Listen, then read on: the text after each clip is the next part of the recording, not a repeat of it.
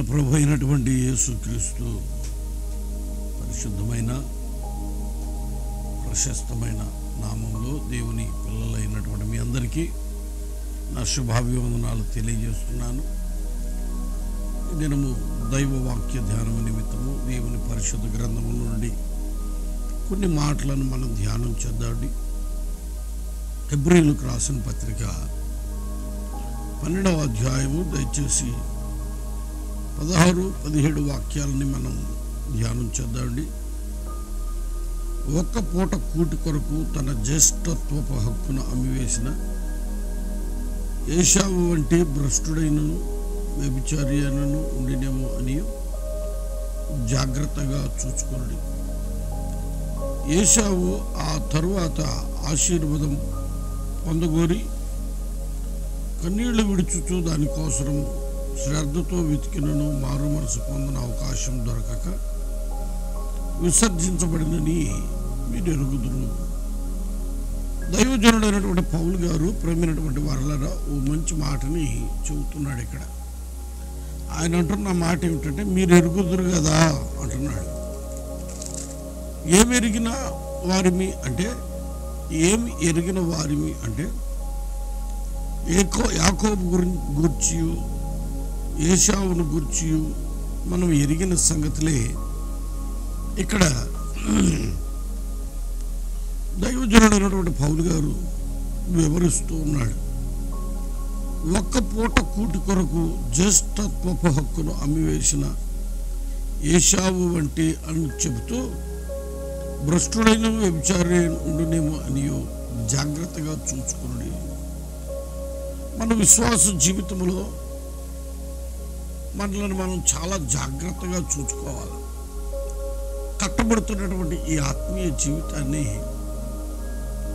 ఒక క్రమమైన పద్ధతిలో మనం ఎట్లా కడుతున్నాం, మనం ఎట్లాగా ఆధ్యాత్మికంగా స్థిరపరచబడుతున్నాం అనే సంగతులను మనం చాలా జాగ్రత్తగా చూసుకుంటూ కట్టుకోవాలి. అందుకే జాగ్రత్తగా చూసుకోండి అంటున్నాడు.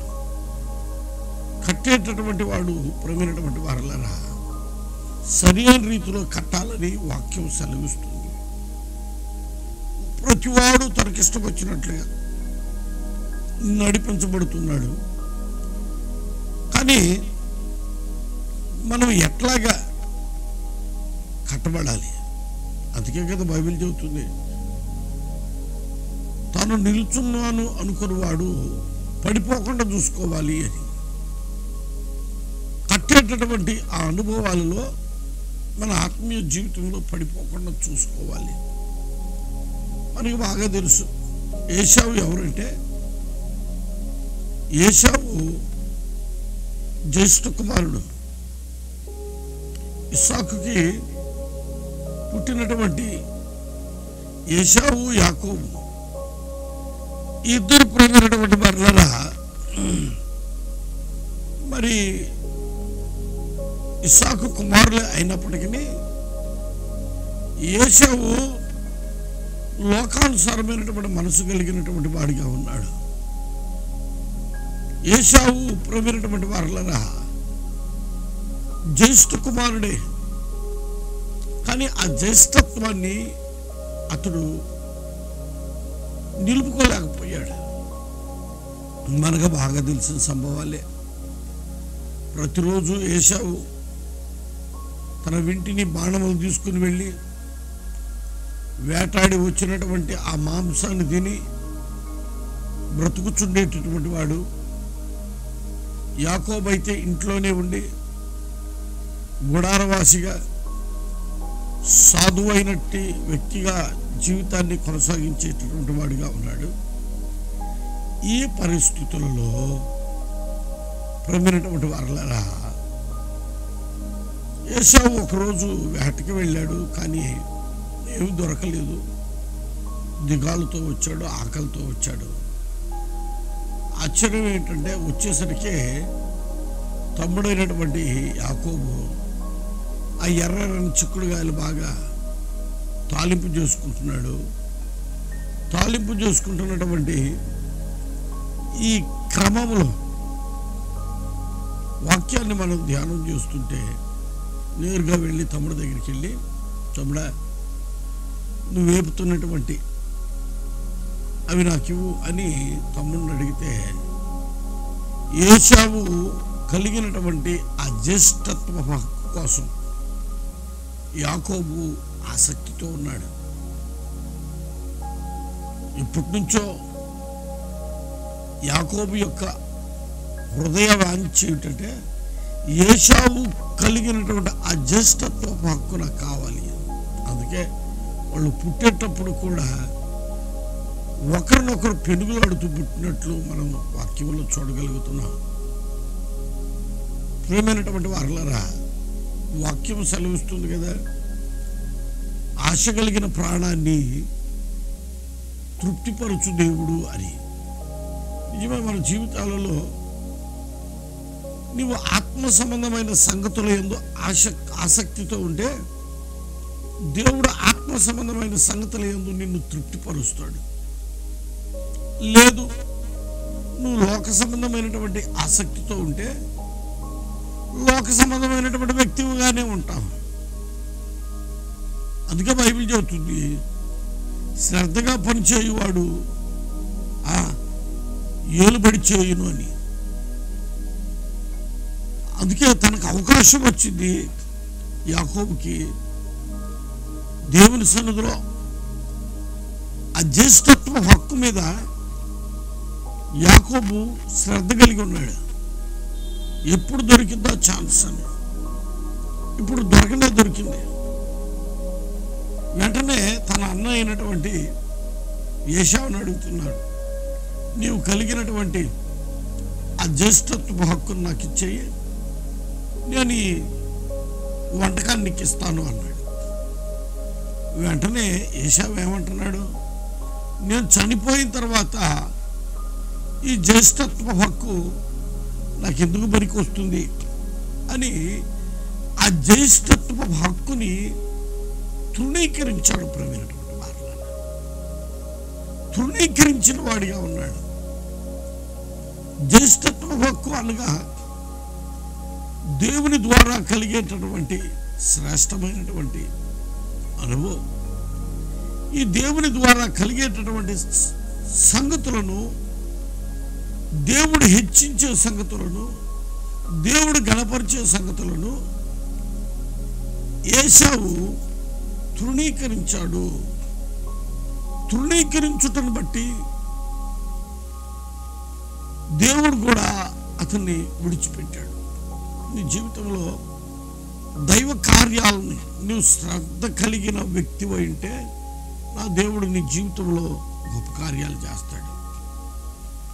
దైవ సంబంధమైన సంగతులు యందు నీవు శ్రద్ధ లేకుండా తృణీకారంగా ఉంటే నిన్ను ఆయన ఏమాత్రము దీవించలేడు. అందుకే బైబిల్ చెబుతుంది, ప్రియమైనటువంటి వారలారా, యెహోవా కార్యములను అశ్రద్ధగా చేయువాడు శాపగ్రస్తుడు అగును అని. దేవుని కార్యాలని మనము శ్రద్ధగా చేయాల. దైవికమైన సంగతులను మనము ధ్యానపూర్వకంగా ప్రభు చిత్తాన్ని ఎరిగిన వారిమై ప్రభు సన్నిధిలో మనం నిలవగలిగినటువంటి వారిమైతే నిశ్చయముగా గరుడైన దేవుడు మన జీవితంలో అద్భుతాలు చేయగలడు. యాకోబు ఆత్మ సంబంధమైన సంగతులు యందు ఆసక్తి కలిగిన వాడై ఉన్నాడు. ఆత్మ సంబంధమైనటువంటి సంగతుల యందు శ్రద్ధ కలిగిన వాడై ఉన్నాడు. ఆ జ్యేష్ఠత్వ హక్కు నాకు కావాలి, ఆ జ్యేష్ఠత్వ హక్కు నాకు కావాలి అని తన మనసులో హృదయవాంఛ కలిగిన వాడై ఉన్నాడు. సమయం వచ్చింది, తన అన్నను అడిగాడు. అన్న ఆ జ్యేష్ఠత్వ హక్కుని తృణీకరించాడు. యాకోబు జ్యేష్ఠత్వ హక్కుని ఘనపరిచాడు. అదే నాకు కావాలనుకున్నాడు. అదిగో అందును బట్టి మహిమ కలిగిన దేవుడు యాకోబుని దీవించుట ప్రారంభించాడు. యాకోబుని వర్ధిల్ల చేయటం ప్రారంభించాడు. యాకోబుని ప్రవీణటువంటి వారల ఘనపరుచుట ప్రారంభించాడు. బైబిల్ చెబుతుంది, నన్ను ఘనపరచు అని నేను ఘనపరుతును.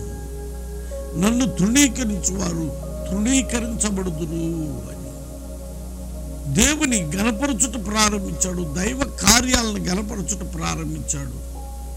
ఎప్పుడైతే దైవ కార్యములను గణపరచుటకు తన జీవితంలో యాకోబు మనస్సు నిలుపుకున్నాడు, మహిమ కలిగిన దేవుడు యాకోబుని గణపరచుట ప్రారంభించాడు. ప్రియులారా, ఈరోజు నీ ఆత్మీయ జీవితంలో దేవుని నీవు గణపరచగలిగిన అనుభవం నీకుంటే, నా దేవుడు నిన్ను గణపరిచి హెచ్చించి బలపరిచి ఉన్నత స్థితిలోనికి లేవనెత్తగలిగిన వాడు.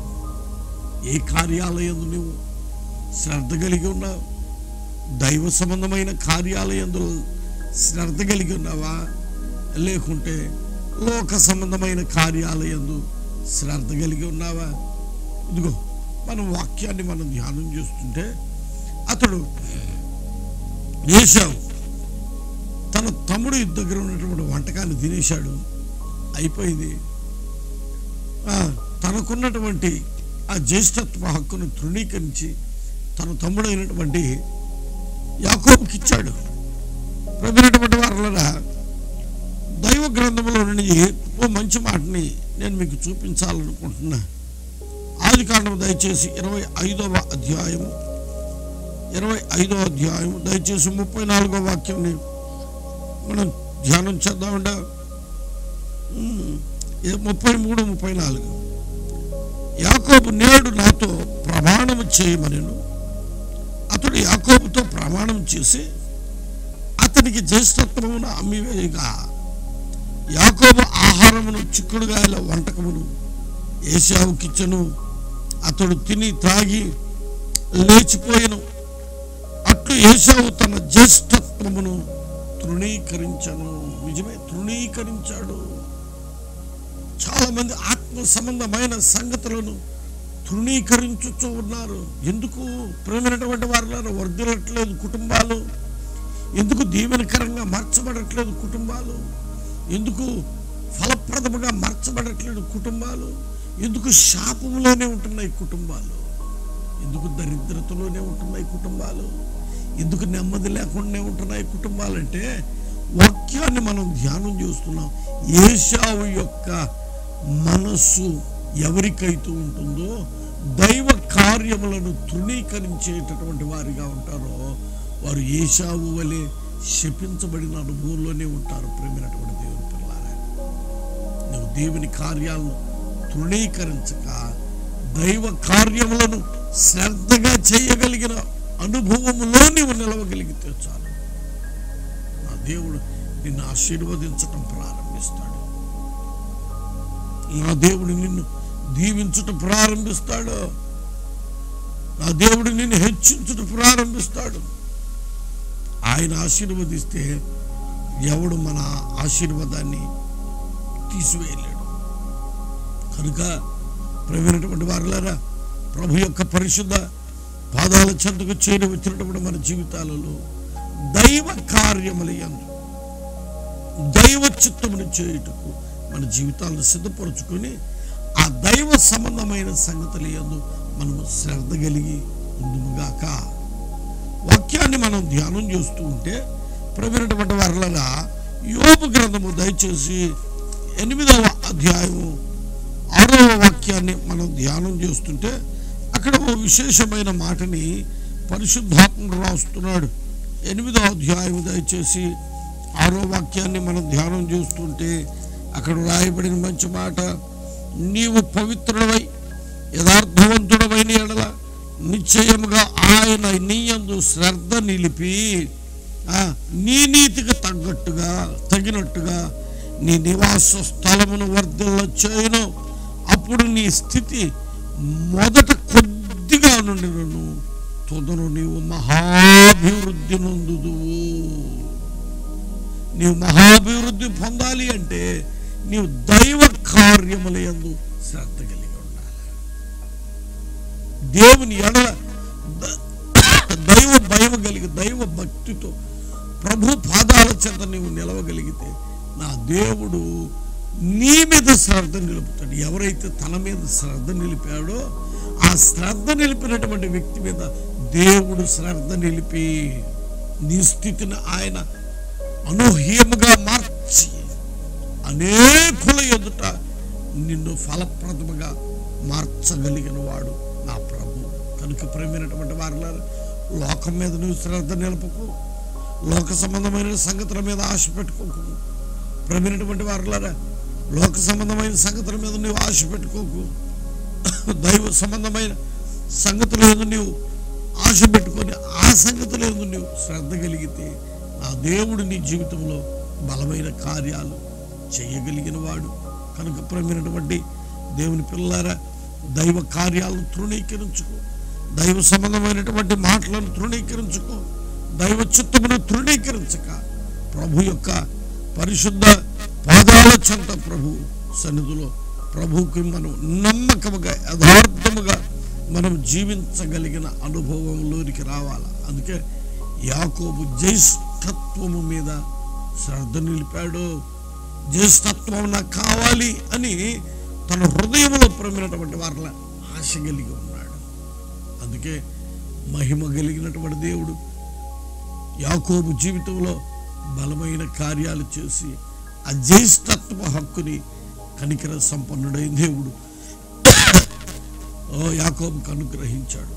ప్రేమైనటువంటి దేవుని పిల్లరా, వాక్యాన్ని మనం గమనిస్తుంటే ఏమిటి జ్యేష్ఠత్వపు హక్కు అంటే, జ్యేష్ఠత్వము కలిగిన హక్కు ఏమిటంటే, ఒకటి 2 రకాలైనటువంటి ఆశీర్వాదాలు ఉంటాయి. ఒకటి లోక సంబంధమైన ఆశీర్వాదాలు ఉంటాయి, రెండోది పరలోక సంబంధమైన ఆశీర్వాదాలు ఆ వ్యక్తి మీద నిలిచి ఉంటాయి అని మనము గమనించగలుగుతున్నాము.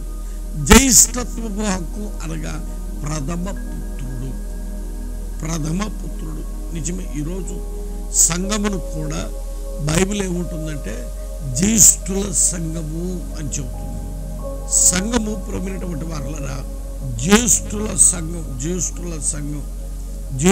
సంఘం అంటే శ్రేష్టమైనది. నేను అంటాను, నీ ఆత్మీయ జీవితంలో సంఘం మీద నీవు మనసు నిలిపి, నీ ఆలోచన నిలిపి, దైవ సంబంధమైన కార్యాలను నీ జీవితంలో కట్టుకోగలిగితే ఆ దేవుడు నీ యందు శ్రద్ధ నిలుపుతాడు. నువ్వు సంఘం మీద, నువ్వు దేవుని రాజ్యం మీద నువ్వు నీ మనసు నిలపక లోక సంబంధమైన మనసు కలిగినటువంటి వ్యక్తివిగా ఒకవేళ ఏశావు వంటి మనస్తత్వముతో, ఏశావు వంటి ఆత్మతో నడిపించబడుతున్నావేమో ప్రేమైనటువంటి వారలారా. అదిగో ఏశావు తర్వాత తన జీవిత కాలంలో అంతా అయిపోయింది, తిన్నాడు, తాగాడు, లేచి వెళ్ళిపోయాడు. కొంతకాలానికి అతనికి జ్ఞానోదయం అయింది. ఏమని?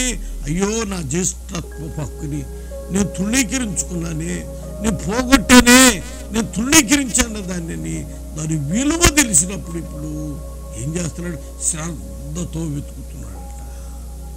పోగొట్టుకున్న తర్వాత ఇంకెక్కడ వస్తుంది? శ్రద్ధతో వెతికి దాన్ని మరలా దానికోసం కన్నీరు విడిచాడు. అయినా కానీ మారు మనసు పొందటకు అవకాశం లేకుండా పోయిందంట. నేనంటాను, నీ ఆత్మీయ జీవితంలో ప్రేమైనటువంటి దేవుని పిల్లరా, జ్యేష్ఠుల సంఘము చాలా శ్రేష్టమైన సంఘ సంబంధమైన సంగతుల యందు నీ మనసును నిలిపి దైవ చిత్తానికి లోబడి వాక్యపు వెలుగులో నీ జీవితాన్ని కట్టు. నా దేవుడు నిన్ను తానున్న శ్రేష్టమైన స్థలములోనికి, జ్యేష్ఠుల సంఘములో నా దేవుడు నిన్ను నిలవబెట్టి ఫలప్రదముగా మార్చాలని ఆయన హృదయవాంఛ కలిగి ఉన్నాడు. కనుక ఈ ఉదయకాలంలో ప్రభు యొక్క పరిశుద్ధ పాదాల చెంత చేరి వచ్చినటువంటి మనం ఏశావు వంటి మనసు లేక, ఏశావు వంటి ఆత్మ లేక, యాకోబు వంటి ఆత్మ కలిగి దైవ చిత్తానికి లోబడి దేవుని ప్రేమించి, దైవ కార్యాలను ప్రేమించి దేవుని చిత్తానికి లోబడి ఉన్నట్లుగా అటు అనుభవాల్లో మన జీవితాలు కట్టుకుందామా? దయచేసి అందరం దయతో తలలో వంచుదాం, కళ్ళ ముందా ప్రార్థన చేసుకుందాం.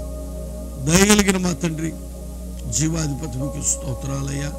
మీ మహాకనికరమును బట్టి, కృపను బట్టి ప్రభువా అయ్యా, గతించినటువంటి రాత్రంతలు కాపాడారు, బలపరిచారు, భద్రపరిచారు. మరో నూతన దినాన్ని ప్రభువా మీరు మాకు అనుగ్రహించారు. ఈ నూతన దినములో కావాల్సినటువంటి కృపను అభిషేకంతో నింపండి అయ్యా.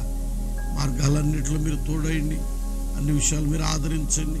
దైవ సంబంధమైన సంగతులు కలిగి మేము యాకోబు వలె అయ్యా దైవ భయం కలిగినటువంటి వారిమై మీ మార్గాలలో నడిచేటటువంటి వారిమై అయ్యా అదిగో ప్రభువా నాయన మీ చిత్తమునకు లోబడినట్లుగా సిద్ధపరచండి.